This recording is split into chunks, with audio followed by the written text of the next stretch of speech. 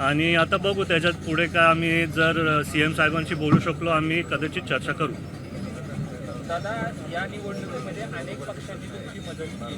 पुढचं या ठिकाणी कशा पद्धतीने वाटचाल असेल, या पक्षांचा कशा पद्धतीने पुढचं? नाही, मी तुम्हाला सारखं सांगत आलो आहे, सर्वांनी ही निवडणूक दादांसाठी त्यांच्या स्वतःच्या हातात घेतली.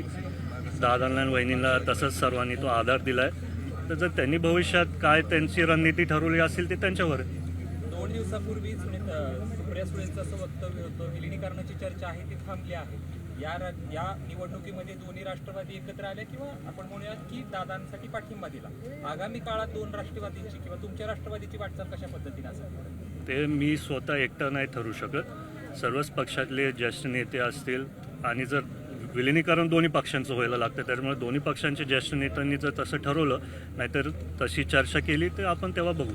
बारामतीकरांसाठी अजितदादा प्रत्येक आठवडा असेल 15 दिवसांनी बारामतीमध्ये जनता दरबार घेत होते. आपण देखील स्पष्टीकरण दिलं की दर मंगळवारी किंवा बुधवारी आम्ही जनता दरबार घेणार. कधीपासून आपला जनता दरबार सुरू होणार? आचारसंहिता 6 म्हणजे उद्या 7 तारखेला परवा संपेल.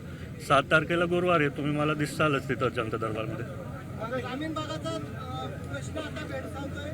चाऱ्याचा प्रश्न निर्माण झालेला आहे. काही ठिकाणी टँकरचे देखील उपलब्ध नागरिकांची मागणी आहे. बरोबर आहे, ते मला कळालं. त्याच्या संदर्भात आचारसंहिता होती म्हणून आम्ही काही जास्ती करू नव्हतो शकत. आता आचारसंहिता झाल्यावरती आम्ही तातडीने जितकं मदत करू शकू तर सर्वांना आम्ही तिथं मदत करू. दादा, हिंदी आज सुनीता वहिनी की बड़ी जीत हुई है. भारत में पूरा रिकॉर्ड बन गया है. कैसे?